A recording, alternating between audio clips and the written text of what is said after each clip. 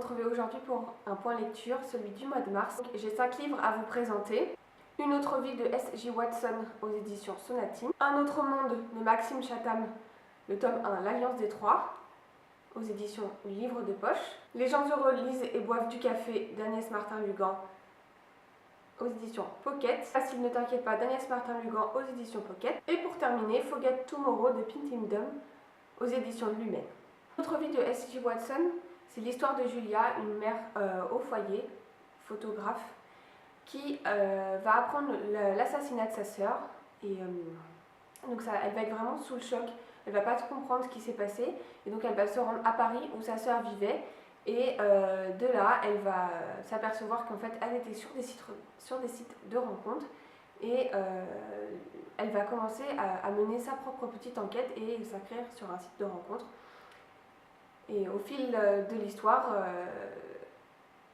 elle va rencontrer quelqu'un et continuer à rechercher et savoir qui a pu tuer sa sœur. Donc en fait c'est un thriller, drame, c'est plutôt un livre dramatique, un thriller en quelque sorte. Moi ce que je pourrais vous dire, ça n'a pas été un coup de cœur. J'avais déjà lu un livre de S.J. Watson, c'était juste avant d'aller dormir et franchement celui-là j'avais adoré. Celui-ci par contre, en fait, au début il y a une bonne partie où elle apprend la mort de sa sœur, il va y avoir l'enterrement, elle va essayer de faire le deuil, elle va être assez distante par rapport à la situation. Enfin, et elle ne va pas arriver à outrepasser tout ça, malgré que son mari l'aide beaucoup et tout. Et donc c'est une période assez longue. Finalement, elle va se rendre à Paris pour aller voir comment ça s'est passé. Elle va apprendre un peu plus. Elle veut creuser, elle veut savoir qu'est-ce qui lui est arrivé, pourquoi sa sœur a été assassinée. Et puis après, on a la phase où elle va décider de se mettre sur les sites de rencontres. Et donc là, pareil, ça va être assez long. Il va se passer des choses avec la personne sur le site de rencontre. Voilà, ça va être assez long, assez compliqué. Et donc du coup, il n'y a pas vraiment une enquête en tant que telle. C'est pas un thriller palpitant où à chaque seconde on peut se dire il va se passer quelque chose. C'est vraiment, voilà, étape par étape, on suit le cheminement de Julia pour justement accepter, entre guillemets, la mort de sa sœur et aussi découvrir pourquoi sa sœur a été assassinée. Voilà.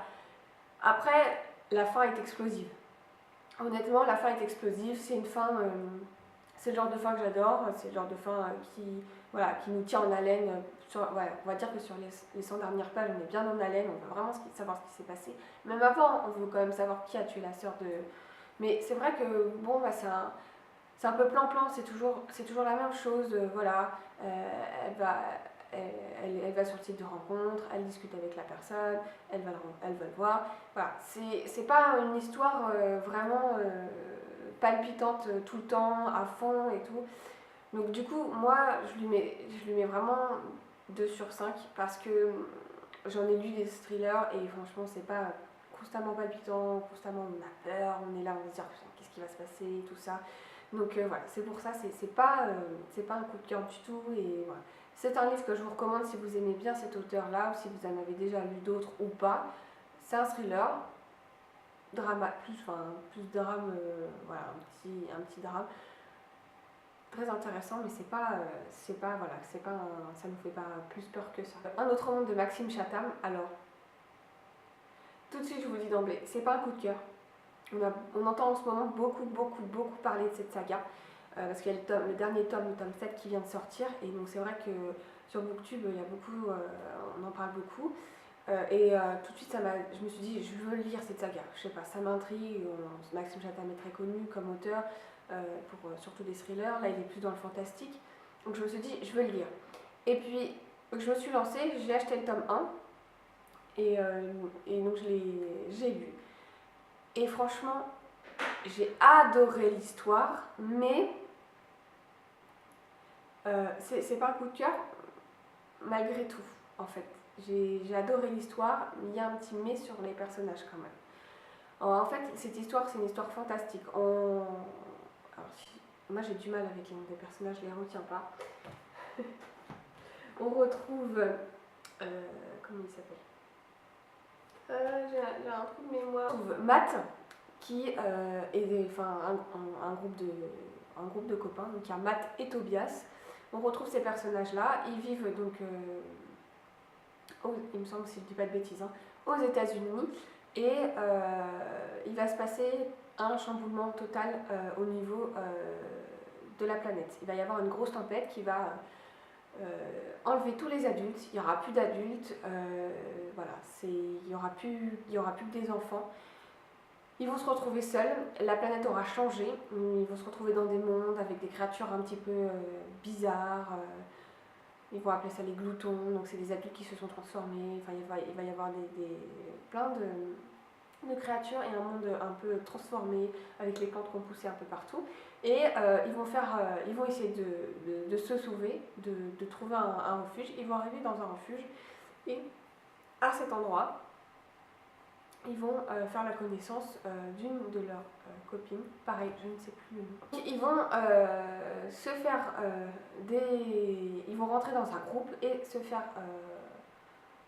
dans un groupe où il y a toute une organisation, un nouveau monde entre guillemets, un endroit, et ils vont trouver une jeune fille dont je me souviens plus le nom, où ils vont être ensemble pour déjà mener il y a quelques petites enquêtes sur l'île. Et ensuite, au fur et à mesure de ça, ils vont se rendre compte que la situation est bien plus compliquée qu'elle en a l'air, puisqu'en fait, les adultes, enfin, je vais pas tout raconter, mais en gros, il y a eu beaucoup de bouleversements entre les enfants et les adultes, et il y a un énorme changement. Ils vont s'en rendre compte et ils vont devoir combattre entre guillemets les adultes, et donc voilà, ça part de là, et après il y a toute une histoire autour de ça sur en fait la transformation du monde. Et pour savoir ce qui s'y passe, ils vont devoir mener entre guillemets une certaine enquête, quoi.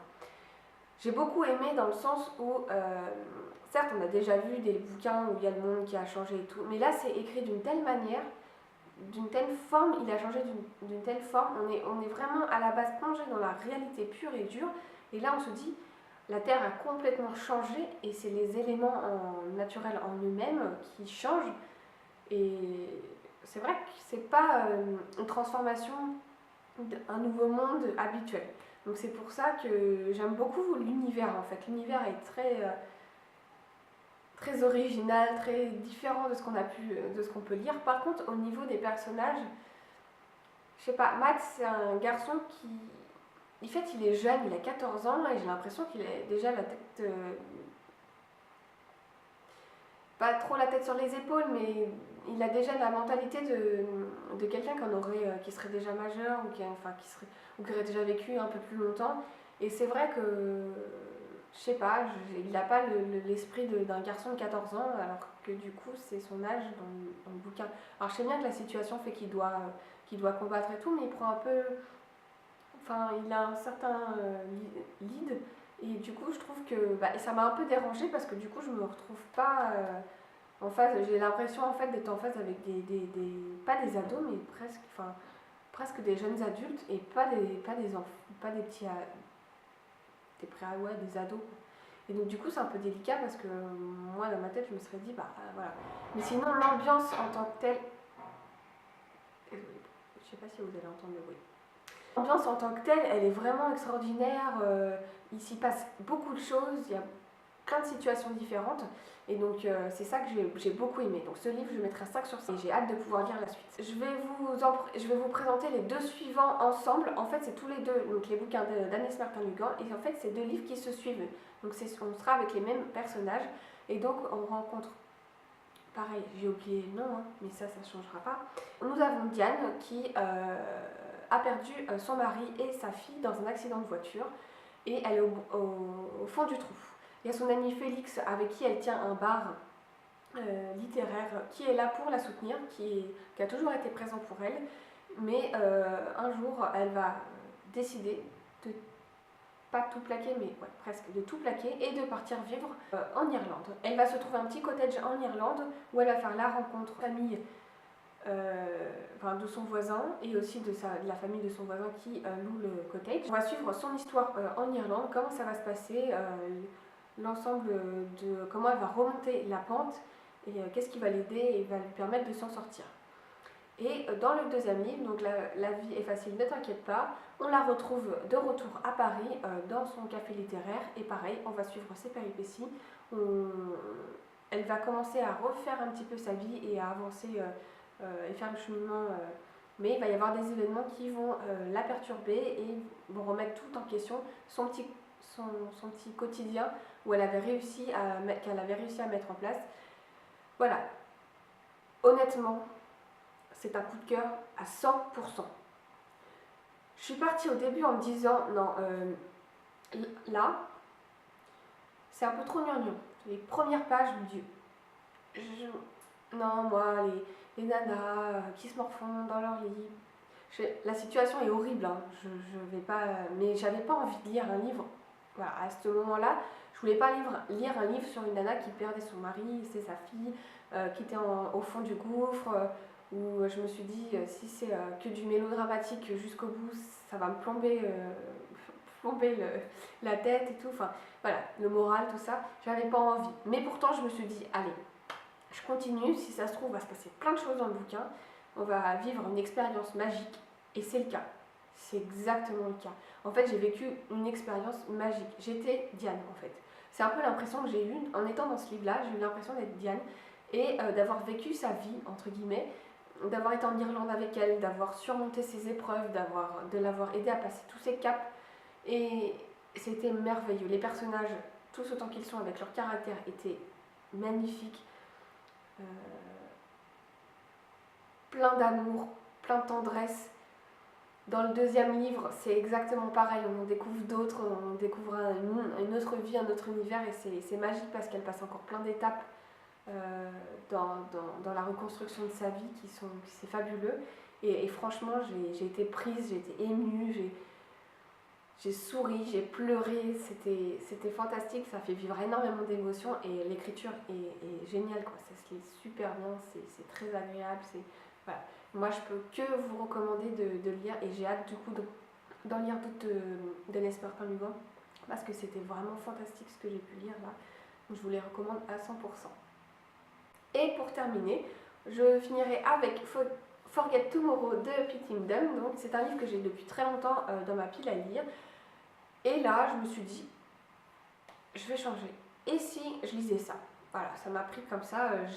J'ai vu passer l'info que le tome 2 allait pas tarder à sortir. Je me suis dit, il faut que je le lise. C'est un livre que je veux lire depuis longtemps parce que voilà, l'histoire m'a capté. En fait, l'environnement de la dystopie m'a capté. Je me suis dit, allez, je le lis. C'est l'histoire de Cali qui va avoir 17 ans et à l'âge de 17 ans, là où elle vit, ils apprennent leur futur. Et elle va découvrir son futur. Je vous dis, c'est pas un secret, on sait quasiment dès le début, c'est marqué dans la quatrième de couverture. Elle va, dans son futur, elle va tuer sa sœur. Elle veut absolument pas tuer sa sœur. Donc au début, elle tente de s'enfuir et puis finalement, elle se fait enfermer à l'Azote. Voilà, dans une organisation, c'est une sorte de prison et tout. Mais elle arrive à cacher son futur à cette organisation. Et du coup, ils vont la torturer pour essayer de connaître son futur, parce qu'il voilà, se passe plein de choses. C'est un environnement, voilà, c'est un environnement complètement différent de toutes les dystopies. Il va se passer plein de choses parce que bon, elle va réussir à, voilà, elle va s'échapper, elle va rencontrer d'autres personnes. Il y a un personnage secondaire qui est Logan. Vous voyez, c'est récent, je me souviens encore. C'est Logan qui va l'aider à s'échapper, tout ça. Ils vont ensemble parcourir tout ça. Et elle va tout faire pour justement que son futur ne se réalise jamais. Et c'est vraiment un monde, il se passe plein de choses. Déjà, le personnage de Cali, il est très fort. Elle a de la ténacité, de la poigne. Elle est déterminée, elle fait tout pour réussir. Alors que le petit bémol que je mettrais, parce que ça frôle le coup de cœur quand même, mais Logan, c'est un personnage qui m'a gonflé en fait. Il a une histoire avec son frère et il est mou. Dans un certain sens, il est un peu mou à mon goût au niveau moral. en fait, on le sent inexistant par rapport à Cali. Même s'il est là, on a l'impression, il est là pour l'aider, mais au final, on a l'impression qu'il est inexistant quand c'est Cali qui est en avant et qui se bat pour pas qu'il se réalise toutes les choses de son futur. Il est là, mais il n'est pas vraiment présent, il est plus ou moins présent. Un coup il est blanc, un coup il est noir, et enfin voilà. Et ce personnage-là, il n'était pas assez fort en caractère à mon goût. Et du coup, ça m'a quand même dérangé dans le fond, même si j'ai adoré ce bouquin. Il y a beaucoup d'actions, il se passe toujours plein de choses. On n'est jamais vraiment dans l'attente de, je sais pas comment expliquer, mais dans des c'est jamais plat. On a toujours quelques informations sur qu'est-ce qui se passe dans leur monde. Enfin, voilà. Et ça, c'est vraiment génial. Donc voilà, c'est un livre que je vous recommande parce que en globalité, toute l'histoire est vraiment top. Mais c'est vrai que il y a le petit personnage de Logan, moi, qui m'a quand même un peu déplu. Ça frôlait, je vous dis, le coup de cœur. Donc voilà. J'espère que cette vidéo vous aura plu. N'hésitez pas à laisser vos avis à vous sur les bouquins si vous les avez déjà lus en commentaire, de mettre un petit pouce et de vous abonner à ma chaîne. Je vous dis à la prochaine vidéo. Bye!